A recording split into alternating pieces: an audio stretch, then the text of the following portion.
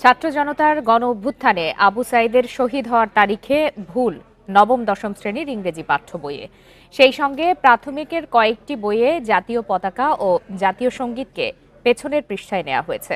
অহেতুক সমালোচনা তৈরির জন্য এসব ভুল ইচ্ছাকৃত কিনা তা খতিয়ে দেখতে বলছেন শিক্ষা গবেষকরা।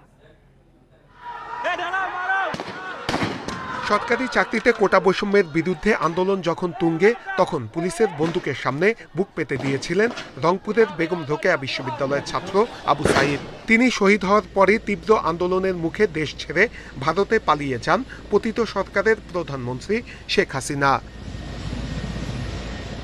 স্বৈরাচার সরকার পতনের অবিস্মরণীয় ঘটনা নিয়ে নবম দশম শ্রেণীর ইংরেজি বইয়ে গ্রাফিতি শিরোনামে এক অধ্যায়ে বলা হয়, 2024 সালের 17 জুলাই রংপুরে পুলিশের গুলিতে আবু সাইদ শহীদ হন। সঠিক তথ্য হচ্ছে আবু সাইদ 16 জুলাই শহীদ হন। এছাড়া প্রাথমিকের প্রথম, দ্বিতীয় ও তৃতীয় শ্রেণীর আমার বাংলা বইয়ের শেষ পৃষ্ঠায় দেয়া হয়েছে জাতীয় সঙ্গীত ও জাতীয় পতাকার ছবি। এ নিয়ে চলছে নানা সমালোচনা।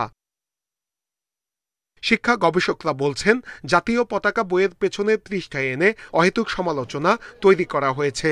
এর পেছনে অন্য কোনো উদ্দেশ্য আছে কিনা তা খুঁজে বের করতে হবে। সেই সঙ্গে বইয়ের পরিমার্জন ও সংশোধনেও মনোযোগের ঘাটতি দেখছেন তারা।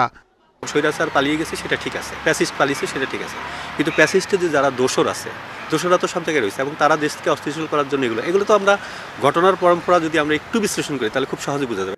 জাতীয় শিক্ষাক্রম ও পাঠ্যপুস্তক বোর্ড বলছে, পাঠ্য বইয়ে যেসব ভুল আছে সেগুলো সব চিহ্নিত করে দ্রুতই সংশোধনী দেয়া হবে।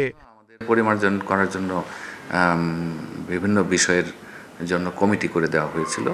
তারা এই বিষয়টি নিয়ে পর্যালোচনা করে এই পরিমার্জনগুলি করেছেন। এই বিষয়টা নিয়ে যে আলোচনা হচ্ছে, সেই আলোচনার ক্ষেত্রে সবচেয়ে ভালো জবাব দিতে পারবেন যারা পরিমার্জন করেছেন।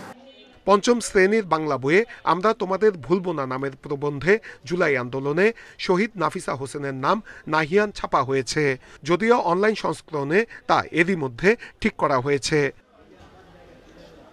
নূরে আলম, ইন্ডিপেন্ডেন্ট নিউজ, ঢাকা।